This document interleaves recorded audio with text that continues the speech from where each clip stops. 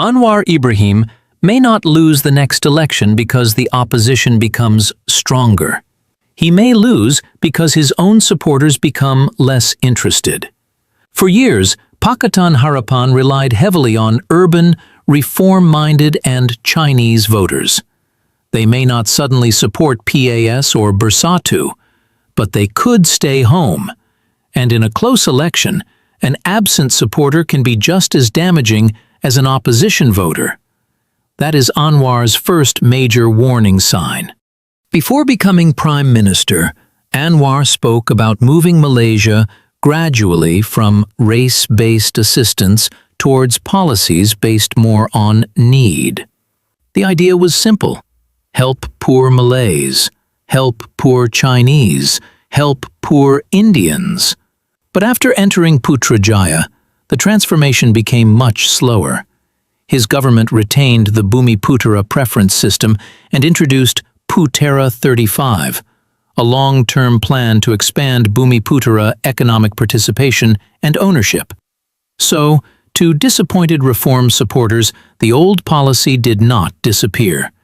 It received a new name, more committees, and a very large PowerPoint presentation.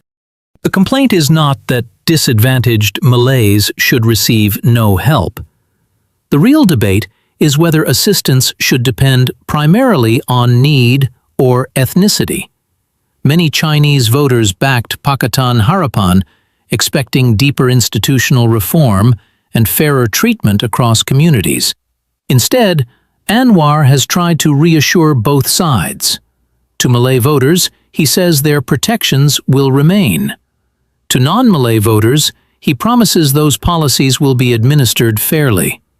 Politically, that may be necessary, but after decades of waiting for reformasi, "Please trust me" is becoming a difficult product to sell. This creates a serious credibility problem for DAP.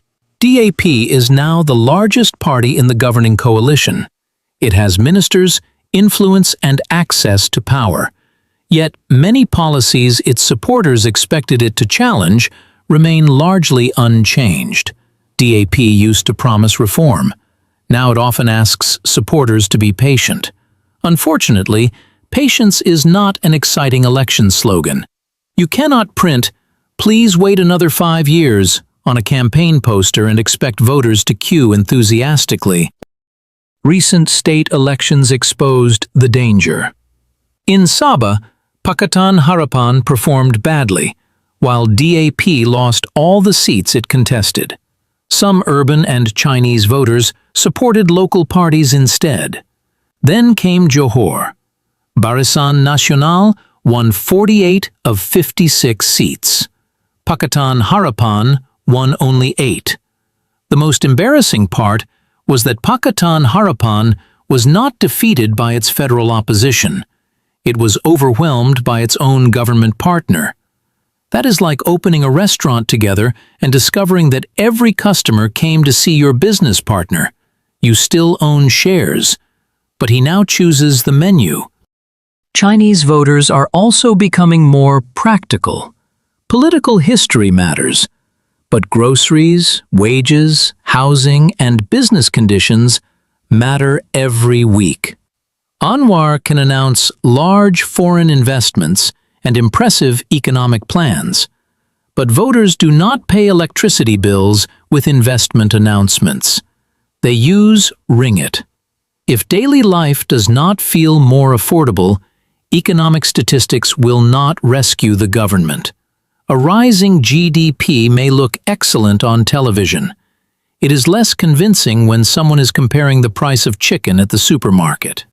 Anwar is trapped between two electorates.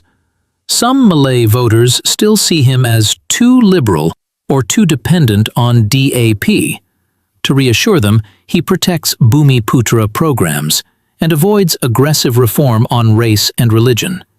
But every move towards conservative Malay voters risks disappointing the non-Malay voters already supporting him.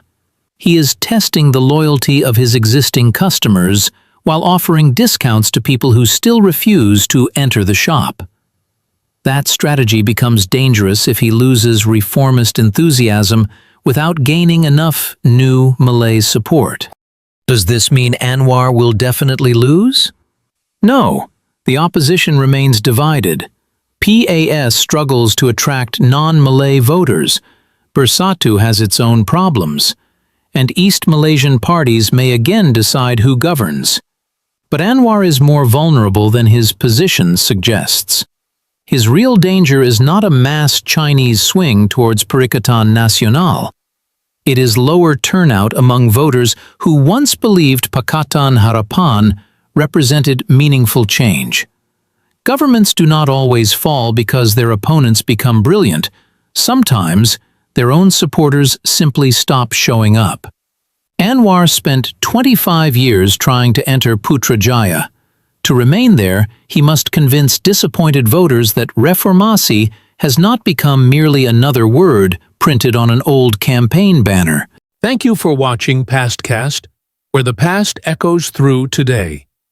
If you enjoyed the satire, scrolls, and scandals, like, subscribe, and ring the bell before the next empire falls.